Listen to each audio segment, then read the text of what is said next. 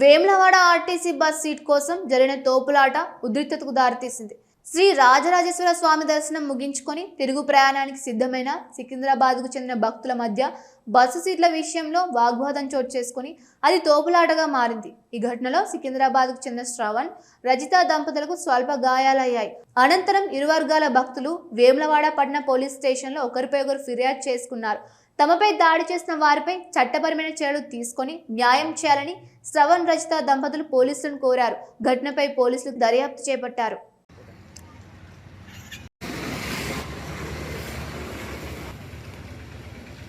మీకు ఇక్కడ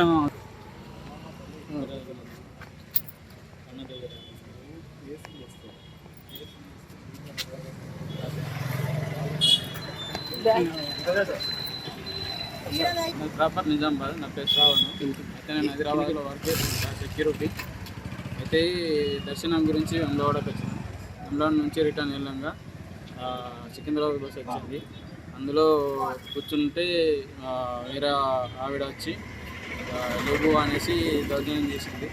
చేయట్లా నేను వెళ్ళి ఎందుకు అమ్మ అలా చేస్తున్నావు అనేసి నేను ప్రశ్నిస్తే వాళ్ళు 10 మంది లేడీస్ ఉన్నారు. వాళ్ళు వచ్చి మా భార్యని గల్లబట్టి కొట్టిర్రు. ఎందుకు కొడుతున్నారు అనేసి అడ్డు వెళ్తే వాళ్ళ భర్త వచ్చి నా గల్ల పట్టుకొని తలతోని ముక్కు మీద బలంగా కొట్టాడు.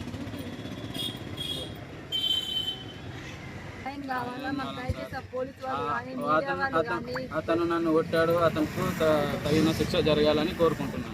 న్యాయం అంటే ఏం లేదు. మా ఆయన కొట్టిండు అతను. అయితే నేను యాక్చువల్గా సీట్లో కూర్చున్నా, తిని వెనకాల వస్తున్నాడు. సీట్ అయిపోయిన బావరా అంటే తను వస్తుంటే ఆమె యాక్చువల్గా దొంగముండ అని చెప్పేసి నేను ఎందుకు చేస్తాను, మీరు 10 మంది 10 సీట్లు ఆపుకుంటే మిగతా వాళ్ళు కూర్చోద్దా అని నేను అన్నాను. అయితే ఆమె వెనక నుంచి వచ్చి వ్యవసాయం లేవా అని చెప్పేసి ఆమె ప్రెగ్నెంట్ ఉన్న ఆమె అని చెప్పేసి అన్నానంట. అయితే ఆమె అంటే నేను లేవాను అంటే లేస్తావా నాటకాలు జరుగుతున్నాను, మీదికి వస్తే మా ఆయన అన్నాడు. అమ్మ ఎందుకు అట్లా మీదికి వస్తున్నాను ఇట్లా అన్నాడు. ఏంద్రా నన్ను నా చేసాం అని చెప్పి అలా బాగా వచ్చి మా ఆయన ఇట్లా కాలర్ పట్టుకొని ఈ తలతోని ముక్కు పైన కొట్టిండు. వాళ్ళిద్దరు కొట్టిన మధ్య నేను పోతే నాకు కన్నులుగా ఇక్కడ కొట్టిండు. ఆడోళ్ళు నాకు అతను నేను ఇద్దరు విడిపిస్తుంటే నా బ్రెస్ట్ పట్టుకొని పీకిండు. మొత్తం ఇక్కడ కొట్టిండు ఘోరంగా. చేతులు వినిపేసారు. ఇదిగో ఇక్కడ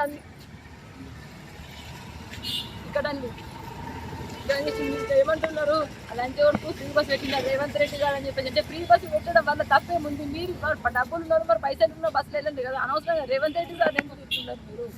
అది కరెక్ట్ కాదు కదా. మీకు డబ్బులు బస్సులో ఉండి పైసలు ఉన్న బస్సులు అంటే మరి మాకు ఏం కావాలంటే మా ఆయనకు న్యాయం జరగాల, మాకు న్యాయం జరగాలి.